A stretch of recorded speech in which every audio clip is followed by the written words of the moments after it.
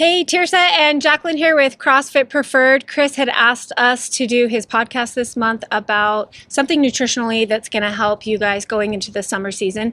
And some of you may know, some of you may not, but I thought it'd be really fun to have Jacqueline on the podcast today. She is our newest nutrition coach here at CrossFit Preferred, and she's super excited to start helping you guys with your nutrition. And if you come work out in the morning, you see her and Clay. They are consistent here every morning. So some of you may know her, but we want to get to know her better. And so we just thought we would have you on, and I want to just give you a chance to tell your story, a little bit about you, what makes you interested in helping other people, and maybe a little about your nutrition journey over the last few years. Yeah. So I'm originally from California, but I moved here when I was like 7, 8 years old. So pretty much I've been in Arizona for most of my life. And then I met Clay in high school. So we're high school sweethearts. That's awesome. Yeah. I don't hear that very often. No, so yeah, we met in high school, and then pretty much that's kind of where like my fitness and nutrition started. I never really cared too much about it. I didn't really have to think a lot about it. And I mean, I had like, you know, your normal insecurities as you do when you're in high school. For me, I was always on the smaller side, and so I was always really insecure about, you know, my butt. Like my butt's like a little smaller, and like my midsection's a little bigger, and so I always kind of had that in the back of my mind, but I didn't think there was anything I could really do other than like surgery, you know, like you always hear about like Brazilian butt lifts and like things like that. We don't want to do that. No, so don't want to do that. And then eventually about a year after we got married, we started working out, you know. Clay will tell you, you know, he gained some weight, you know, that first year of marriage, and as we all do. Yeah. So we started working out, you know, kind of like at a normal gym, and then eventually we were like, you know, let's try CrossFit. And remember seeing this gym here, so we joined, and it was great. It was really scary at first, really scary, and then eventually we kind of wanted to take it a little step further, and we started focusing on just having a little bit more meals and adding more vegetables into our life. So we would eat like every 2 to 3 hours, have like a protein shake or like our lunch, like a sandwich or something like that.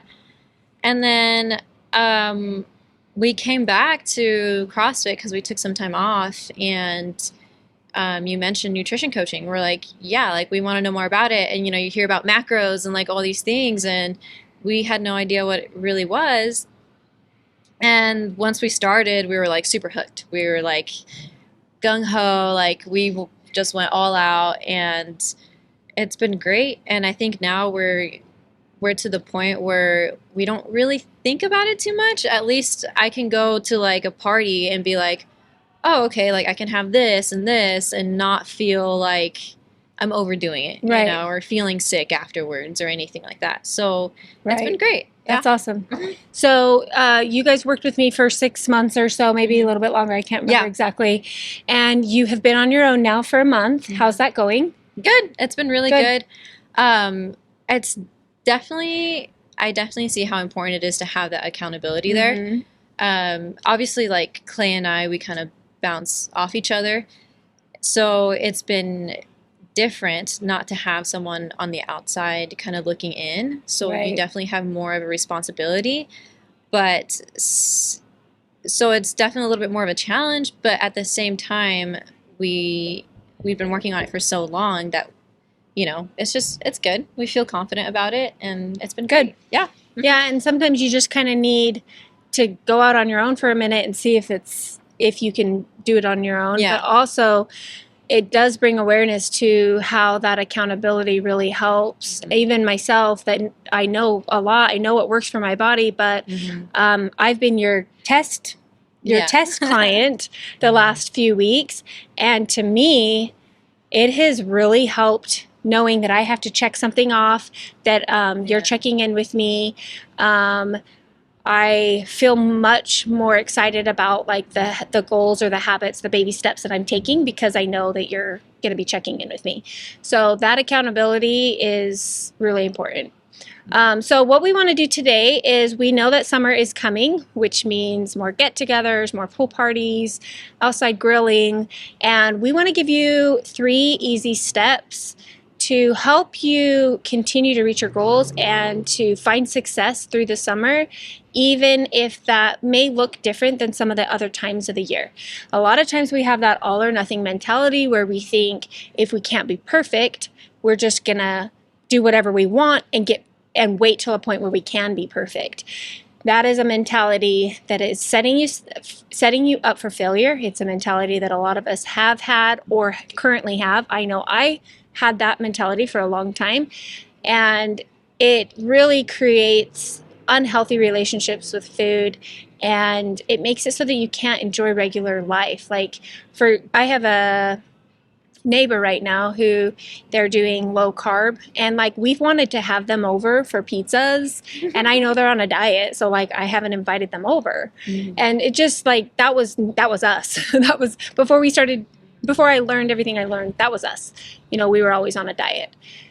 And so we want to just give you 3 actionable steps, 3 ideas that are going to help keep you moving in the right direction and not fully derail you going into the summer, so you have confidence, and when you're ready to start doing a cut or you're ready to pay a little bit more attention, you don't feel like you have to climb back up this huge mountain. So Jacqueline, give me your first idea.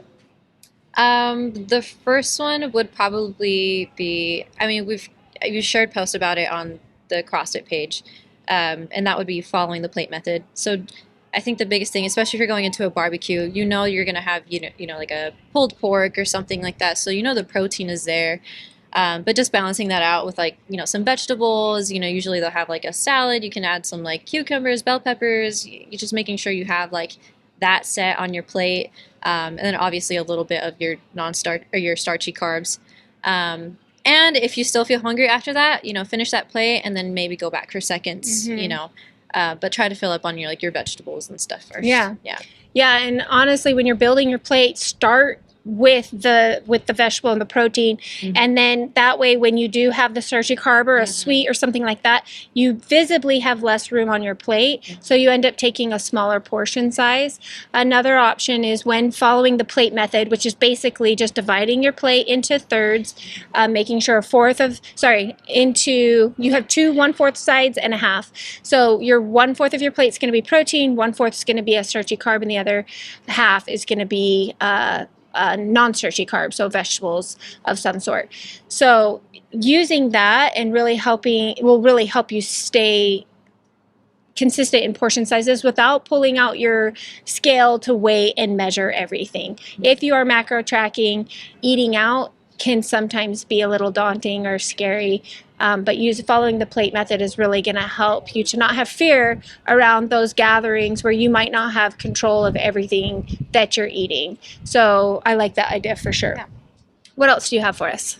And the second one would probably be kind of going into that is, especially something that I try to keep track of when we go out to eat, is making sure I'm getting in my protein in during the daytime, the morning, before going into dinner.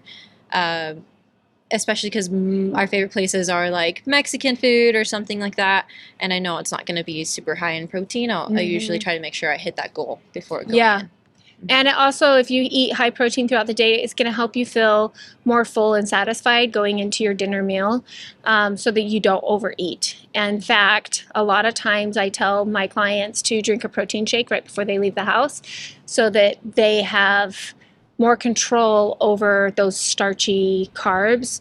Mexican food is one of my favorites as well. Those chips and salsa call my name the second I sit down.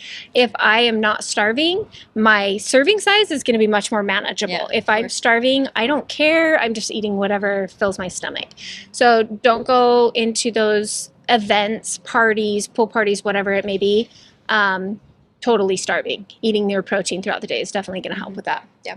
Cool. Perfect. And what's your third thing that you have for us? The third thing is when you're, well, I guess that was kind of the second one. For me, the biggest thing is having accountability. So, find a partner, whether it's your spouse, your girlfriend, boyfriend, or even a friend, someone that can, just easily text you, even a coworker. just having that, someone that knows your goals going into whatever it is, the weekend or, that dinner, definitely will help you stay on track. Yeah, I agree. One thing we talk a lot about with our nutrition coaching is, what does success look like to you? And you can take that into any situation. So like if one of my clients is going on a trip, for example, we identify what success looks like to them for the trip. Now that's going to be different than what if they were at home. And you can use that same principle to apply it to a event or a pool party or something like that. Identify what success looks like to you. Maybe that means you're going to make sure you have water between every drink, or maybe that means you're going to bring a healthy side, and you're going to only eat until you're 80% full. Things like that. Space out your food. If you want to be able to, if eating, like the act of eating, is social for you, get a smaller plate and have smaller serving sizes, and then go back for seconds or even thirds, so that it kind of tricks your brain and allows you to not overeat. So I love that. Accountability helps a lot in just identifying what success looks like to you going into the event. So hopefully those 3 tips help you guys to have a plan going into the summer. We have a lot of other ideas. Like, I wrote down 3 ideas as well, but I'm going to keep it just with the ones Jacqueline has. But if you guys want to learn more about how to have success through the summer months and to feel confident going into your summer, would love to work with you. Our nutrition coaching is available to members inside and outside the gym. You can book a free consult with us by going to our website and clicking on the nutrition tab. Thank you so much for joining us today, and we will talk to you guys soon.